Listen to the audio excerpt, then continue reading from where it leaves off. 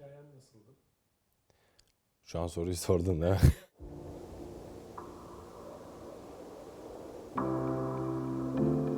Mutfakta annem yemek yaparken yanına gittim.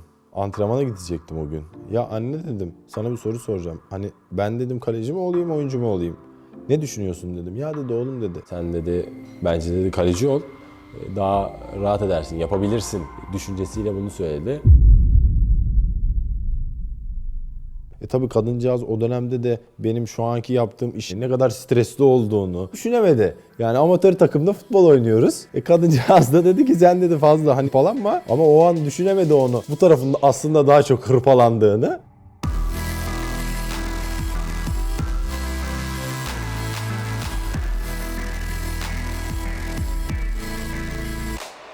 Kendimi bildim bileli fırsat bulduğum her anımı top oynayarak değerlendirmekle geçirdim. Mahallede arkadaşlarımla sabahın erken saatlerinde sokağa çıkıp akşam eve dönmek bilmeyen bir vaziyette futbol oynardık.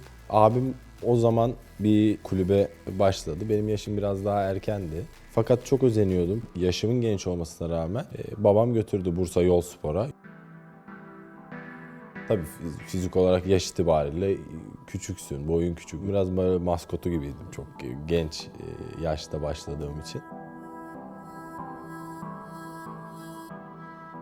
Malzemeleri kulüpten aldığında inanılmaz bir duyguyla eve dönüş yolculuğu geçiriyorsun. Arkada işte takımının ismi yazıyor, bambaşka duygular. Yani bunlar aslında baktığın zaman manevi değeri çok yüksek olan şeyler benim için.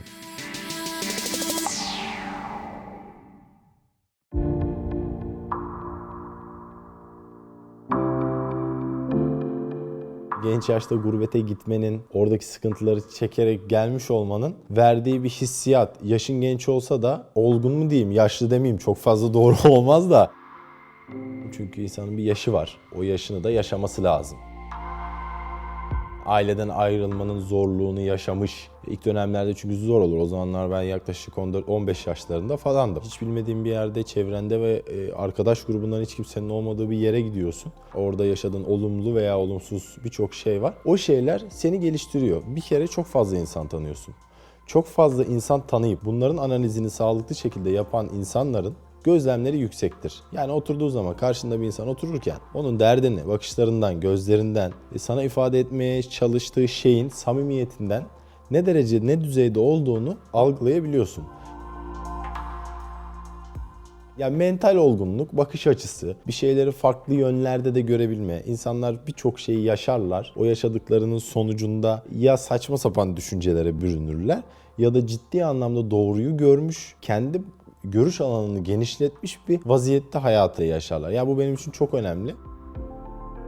İnsanın karakterini oluşturan yaşadıkları olumlu veya olumsuz. Yaşa kesinlikle takılan bir insan değil. Benim için yaş sadece bir sayıdan ibaret. İlk paramı 16 yaşında kazandım futboldan. Bu parayı kendimi geliştirmek adına psikolojik destek almaya yatırdım. Akıl sistemimi, beyin ve sinir sistemimi kontrol altına almak zorundayım. Yarın öbür gün çok büyük problem yaşarım. Yani ben o yaşlarda televizyonu açıyorum, insanların konuşmalarını görüyorum, yorumcuların. Profesyonel olduğum ilk dönemden öncesinde de bunları izledim. Bir futbolcu da üst düzeye çıktığı zaman karşılaşabileceği olumsuz etkenleri hepsini gördüm. Görmüş olmama rağmen belki dedim o ana ben gelirsem ve o anı yaşarsam psikolojik etkilenme durumum var. Yani sonuçta insanız. Her maça dört dörtlük hazır bir şekilde çıkma şansın maalesef ki yok. Her gün gününde olamazsın.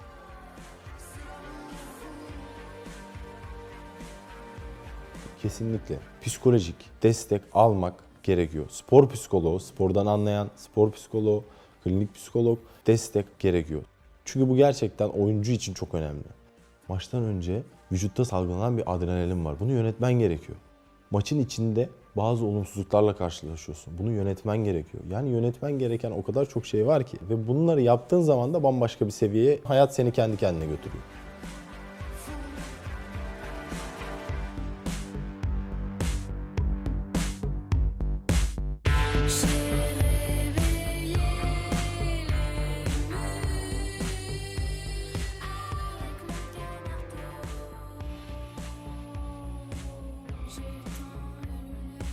kaleci olmasaydın spiker olmak ister miydin bu ses tonuyla?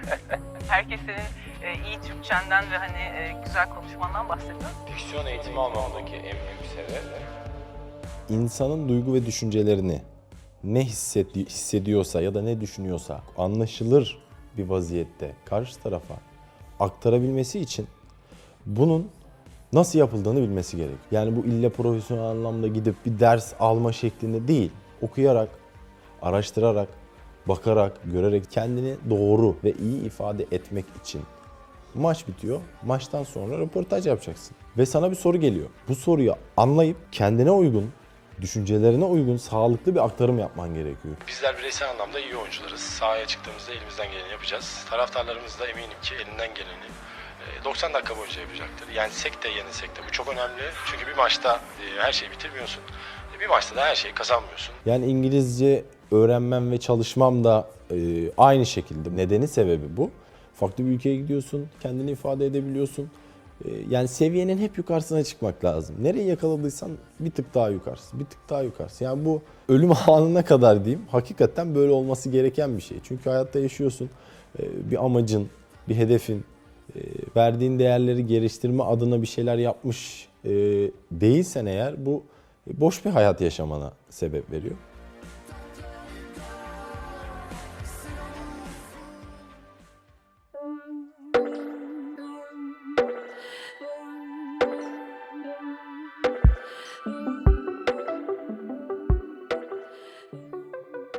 Bizde bir güven problemi var. Yapabilir mi? Kaldırabilir mi? Yani bu ciddi bir problem bizim için. Şu anda seviye Avrupa liglerinde, üst düzey liglerde aşağıya çekilmiş bir yaş ortalaması var. Avrupa'da oynayan birçok isim var. Aklımıza getirebiliriz. Yaşı genç olup yıllardır ismini duyduğumuz yıldız futbolcular da var. Ama şöyle bir durum var. Bunlar altyapıdan zaten o eğitimi, o olgunluğu, o durumu, o kapasiteyi alır bir vaziyette yukarı doğru çıkıyor. O oyuncu tamamen üst seviyede oynamaya hazırlanır bir şekilde geliyor. Yani bizdeki sistem bana göre biraz düşük seviyede. Çünkü olur mu acaba? Nasıl bir oyuncu? Hep bu yaklaşımla gidiliyor. Yani bir oyuncuya bakarsın ve onun seviyesini uygun bir şekilde onu çıkarmaya çalışırsın. Bu eskiye nazaran yenilmiş bir vaziyette. Futbol sahada oynanan bir oyun. Maçın seviyesi yüksek ama antrenmanın seviyesi de yüksek. Yani bazı şeyleri antrenmanda da check edebilir insanlar. İnsanın en büyük rakibi gerçekten de kendisidir. Karşı tarafı çok üstün, çok yüksek ya da çok alçak, çok düşük seviyede gördüğün zaman artısını da eksisini de kendinle yaşıyorsun. O yüzden benim şu ana kadar yaptığım tek şey aynaya bakmak oldu. Yani mesela savunma hatasıyla yenen bir gol de olabilir. Kendi takımının ciddi anlamda bireysel hatası olup yediğim bir gol de olabilir. Ama önemli olan gelip ben bu pozisyonda ne yapabilirdim? Yani tamamen buna odaklı olunması gerekiyor.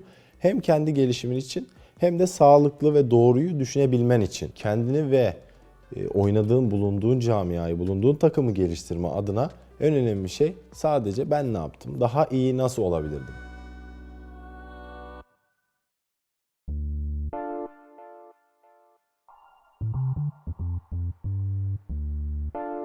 Geçmiş dönemlerimizde bunun örneğini biz bizzat çocukluk dönemlerimizde yaşadık, görerek.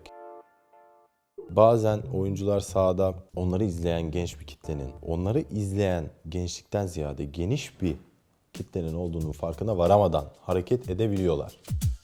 Bu bir oyundur, bir seyir zevkidir. Ailenle izlediğin bir gösteri gibi. Tabii ki de fanatiklik çok önemli. Tabii ki de derbiler vardır, rekabetler vardır. Onun heyecanı, onun mutluluğu ayrıdır. Ama saygı, sevgi çerçevesinde. Empati yapmamız lazım. Şimdi bir maça gidiyorsun. Rakip takımı da, rakip seyirciyi de düşünmek gerekiyor. Onların da kazanma arzusu var. Onlar da istiyor. Ya da taraftarlık bazında. Tabii ki de sen kendi takımını destekleyeceksin. Ama rakip takıma küfür etmeni gerektirmiyor senin kendi takımını desteklemek. Bir seviyeye gelmiş ki insanların stres atma aracı olma hali. Yine stres at, gel, al çayını kahveni, maçını izle. Ailenle gel. İnsanlar artık ailesini alıp maça gelmeye çekinir bir vaziyetteler. Çok büyük bir tutku var. İnsanların içten ciddi anlamda hissettiği bir his var ama bazı şeylerin ayrımını, olaya bakış açısını her zaman sağlıklı tutmamız gereken bir tarafa geçiş yapmamız gerekiyor.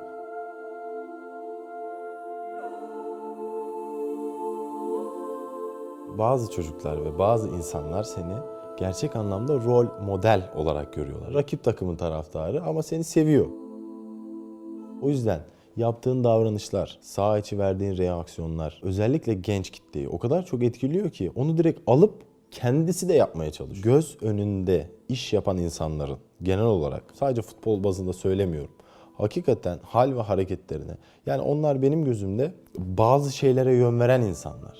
Yani en önemli etken zaten topluma sağlıklı insanların, bireylerin olması. Burada da biz ve bizim gibi bu tarzda geniş kitlelere işler yapan insanların son derece önem vermesi gerektiğini düşünüyorum ben.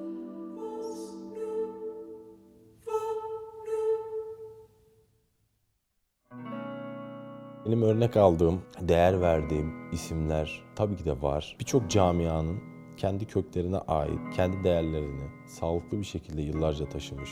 Bu arada genel olarak bütün takımların efsaneleşmiş isimlerinden bahsediyorum. Hem kişilik karakter olarak hem yaşayış biçimi olarak. Ben bu tarzdaki insanların hayatını, yaşama biçimleri ve şekillerini örnek aldığımı söyleyebilirim. Yani renkler üstü, renkler bir kenara, camialar bir kenara. Çünkü insan insandır. Nerede olursa olsun yaptıklarıyla anılır. Hayalim ve hedefim yaptığım ve bulunduğum yerdeki durumu ve konumu en üst noktaya çekebilmek. Geleceğimle alakalı çok daha fazla çalışıp çok daha fazla başarılar elde edebilmek. Yani bu gayede bugüne kadar yaptığım gibi bundan sonrası için de bu gayede çalışmalarımı sürdüreceğim. Boş pozisyon, müthiş bir müdahale. Anda inanılmaz çıkardı. Ben böyleyim, kendi yolum.